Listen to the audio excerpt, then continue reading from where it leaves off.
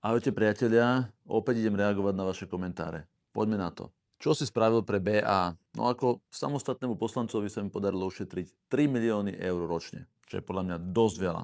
Prečo sa nepriznáš, že ťa platí Smer? No, nemôžem sa k tomu priznať, lebo je to úplná hlúposť. Nie som členom Smeru, neplatí ma Smer. Bol som členom SAS, ako by ma mohol platiť Smer?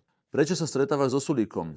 No, so Sulíkom sa stretávam preto, lebo mi chce vyjadriť podporu a ja som mu za to vďačný. Som vďačný každému príčetnému Bratislavčanovi, ktorý mi chce vyjadriť podporu. Ste trápni a otravní a to chcete stále točiť okolo parkovania? Dosť úbohé. No Bratislavčanov parkovanie veľmi trápi, je to veľmi dôležitá vec, keď žijete tu v Bratislave.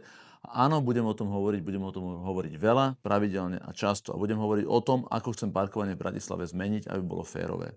Využívanie influencerov nie je problém. No nie je problém, keď si tých influencerov platíte z vlastného vrecka, ale keď ich platí mesto, je to podľa mňa veľký problém. A keď ešte očierňujú Válových protikandidátov, tak je to úplne trapné.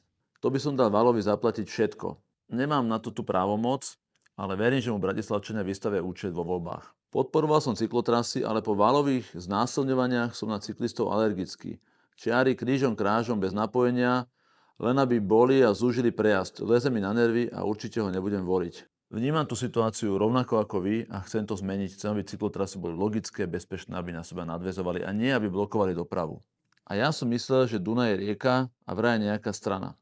Áno, Dunaj je nová bratislavská mestská strana, ktorá je alternatívou k týmu Valo a podporuje nás veľké množstvo ľudí, ktorí nie sú spokojní s tým, ako sa Bratislava manažuje. Valovci kde? S Géčkom, kde? Nejak ostali ticho. No vždy, keď je vecná diskusia, tak tam Valovci nie sú. Keď ide o emócie, tak tam samozrejme, že radi prídu. Čo hovoríte na Heredošové obvinenia? No čo povedať na obvinenia človeka, ktorý už podal možno 100 trestných oznámení, ktorý verí v plochu zem a verí v kríž, ale nie je ten, čo je v kostole, ale taký ten pokrivený. Je to absolútna hlúposť, je to blud a nemením sa tým ďalej zaoberať. Cyklotrasa ako nosná predvolebná téma? To nemyslíte vážne.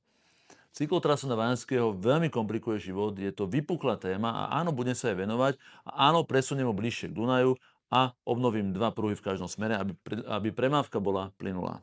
Pre pár cyklistov stoja tisíce ľudí deň čo deň zápche a najlepšie na tom je, že aj tak jazdia radšej pri Dunaji po chodníku. Áno, máte pravdu, meral som to, polovica tých ľudí chodí po cyklotrase a polovica pri chodníku, lebo sa jednoducho boja, lebo je nebezpečná a to treba zmeniť. Smutné, že súčasný a dosluhujúci primátor Bratislavy má podporu väčšinou ľudí, ktorí sa do Bratislavy prisťahovali z malých miest a obcí z celého Slovenska. Rodiny Bratislavčania však od svojho Richtara čakajú v podstate viac, podstatne.